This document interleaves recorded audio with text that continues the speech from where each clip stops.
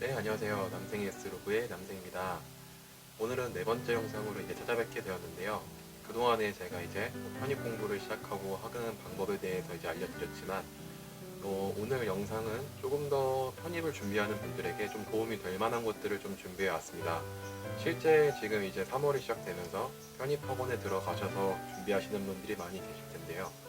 편입 조건이 다 준비가 되신 분들도 계시겠지만, 일반적으로 보통 자기가 편입 자격 조건을 준비를 같이 하면서 시작하시는 분들이 대부분이에요. 뭐 일반 편입이 있겠고, 학사 편입이 있고, 각자 자신이 선택한 전형에 맞춰서 이제 준비를 하셔야 되는데, 미리 말씀을 드리면 대부분 자격 조건을 갖추지 않고 준비하시는 분들이 되게 많아요.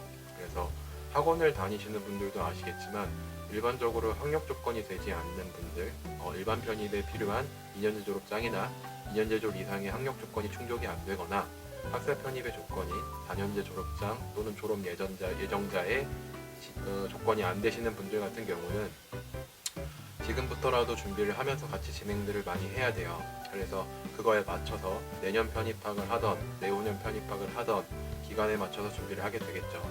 그럼 요거를 어떻게 보통 많이 준비를 하냐 하면, 저 같은 경우는 앞서 말씀을 드렸지만 공복무 기간을 활용하기 위해서 2학년까지 학교를 다니고 편입을 했어요. 즉 4학년 기준으로 2학년까지 수료를 했기 때문에 일반 편입 조건이 충족이 되었죠. 근데 제가 말씀을 드렸는지 잘 모르겠지만 대학교 때 공부를 되게 많이 안 했어요. 대학교를 가고 나서 학교에 대한 애착이 그렇게 많이 생긴 것도 아니고, 제가 게임을 되게 좋아한다고 말씀을 드렸죠. 그래서 대학생이 되고 나서부터는 자취도 하는 마당에 신나게 게임을 했습니다. 공대생들이 대부분 하는 게 당구장 아니면 PC방을 되게 많이 가요. 저는 당구보다는 약간 게임을 좋아하다 보니까 그 당시에 이제 스타크래프트나 뭐 이제 카오스 정도를 했어요. 워크에서 나오는 요즘 앱으로 해서. 요새는 뭐 롤이나 리그 오브 레전드, 이게 롤이겠지만 이러한 게임들을 많이 하죠. 저도 비슷한 걸 많이 했었어요. 그러다 보니까 공부에 대해서 당연히 안 하게 되었고, 사실상 이제 재수를 해야 될지도 많이 고민을 했었죠. 그 당시에 편입을 몰랐었기 때문에. 그래서 겸사겸사 수업도 그냥 대충대충 들었는데, 원래는 ROTC 준비했던 것도 있다 보니까 공부를 전혀 안 했어요. 그래서 학사 경고를 2번 맞아서 조건이 안 됐죠. 뭐 편입 준비를 막 시작하고 했지만, 제가 도중에 확인을 했을 때 2학년 수료자가 안 된다고 나온 걸 확인을 하고, 그때 군 1러닝이라는 제도를 통해서 부족한 6학점을 채워가지고 저는 학점을 맞추긴 했는데, 이러한 것들도 하나의 방법이긴 하겠지만 보통은 학교를 다니면서 학력 조건을 맞춰서 준비하시는 분들은 거의 없어요. 왜냐하면 이렇게 생각해보면 돼요. 보통 많이 준비하는 게 이제 학점은행제라는 제도들 많이 들어보셨을 거예요. 편입 준비하시는 분들은. 실제 학원에서도 학점은행제를 많이 알려주죠.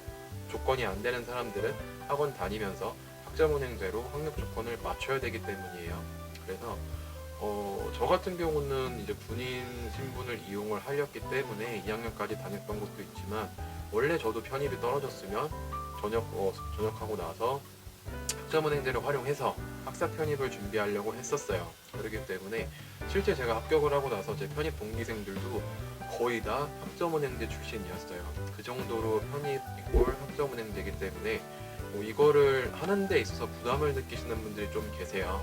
실제 학생들이 내가 공부할 시간도 부족한데 학점은행제까지 해서 이거 가능성이 있냐, 이런 것들을 되게 많이 걱정을 하는데, 제가 누누이 말씀을 드리지만 같이 공부하는 친구들 다 학점은행제 하면서 편입 조건을 맞추고 계십니다. 그렇기 때문에 나만 시간이 부족한 건 아닐지, 이러한 생각은 전혀 하지 않으셔도 돼요. 제가 늘 말씀을 드리지만 다른 사람들에게 현혹돼서는 안 돼요. 다른 사람들이 단어 몇 개 외우고 이런 거에 절대 흔들려서 안 됩니다. 그렇기 때문에 보통은 학점은행제를 많이 준비를 하고요.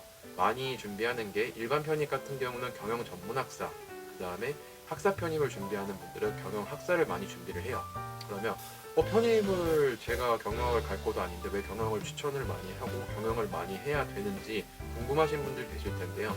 단순하게 말씀을 드리면 학점은행제 경영학으로 준비를 해야지 기간이 가장 짧아져요. 왜냐하면 학점은행제 같은 경우는 일반 대학교랑 조금 다르게 자격증이나 이런 걸로 학점을 딸 수가 있어요.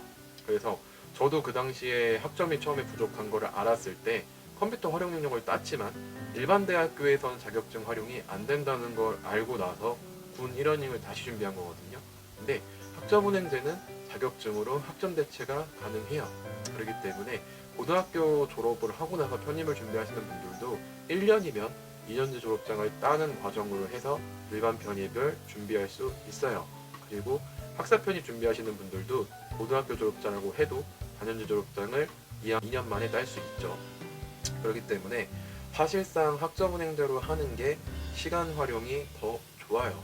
왜냐하면 생각을 해보세요. 일반 대학교를 2년 나오고 나서 일반 편입을 준비하는 건데 학점은행제로 한다면 2년이라는 기간을 준비하면 학사 편입 준비가 가능해요. 그럼 같은 시간으로 학사 편입이 경쟁률이나 커트라인이 아직까지는 낮은 학교들이 되게 많거든요. 그러면 당연히 같은 2년을 준비할 거면 당연히 학점은행제로 하는 게 낫겠죠. 또 등록금 차이도 엄청 많이 나요. 학점은행제 같은 경우는 보통 일반 대학교에 비해 한 5분의 1, 6분의 1 등록금밖에 안 나와요. 그렇기 때문에 왜냐하면 온라인 과정으로 진행하다 보니까 등록금이나 이런 게 되게 싸거든요. 어차피 편입을 하면 학교는 바뀌어요. 그리고 그 전에 들었던 내가 수업을 어떤 걸 들었든 간에 다 이수가 돼요. 동일 전공으로 가면 그만큼 전공을 많이 인정을 받아서 교양을 많이 들을 수 있지만 우리의 목적은 합격하고 나서의 일이 아니라 합격하기 전에 최대한 쉽고 합격률을 높이는 게 필요한 거잖아요. 그렇기 때문에 지금 현 상태에서 내가 고등학교까지만 나오신 분들은 당연히 학점은행제로 준비를 해서 편입 조건을 맞춰야 되고요. 내가 지금 1학년 다 다니고 2학년 1학기까지 다녔는데 한 학기를 어떻게 할지 고민되신 분들은 그냥 학교 다녀서 하시는 것도 나쁘진 않아요. 근데 학점이 부족하거나 아니면은 등록금이 너무 비싸다면 학점은행제도를 통해서 편입 조건을 갖추고 나서 편입 준비를 하는 게 훨씬 나아요. 왜냐하면 일반적인 학교는 오프라인 수업이기 때문에 지금 코로나기 때문에 비대면이겠지만 조별 과제니 뭐니 해야 될 게 되게 많아요.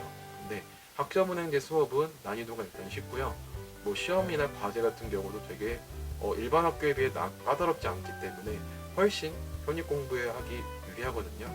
그렇기 때문에 지금 편입 조건을 갖추는 걸로 인해서 대학교를 다니는 게 맞는지 아니면 자퇴를 하고 학점은행제로 전향을 해서 학점을 채워야 될지 이거 고민을 많이 하고 계신다면 저라면 학점은행제로 준비하는 걸 추천을 드릴 것 같아요.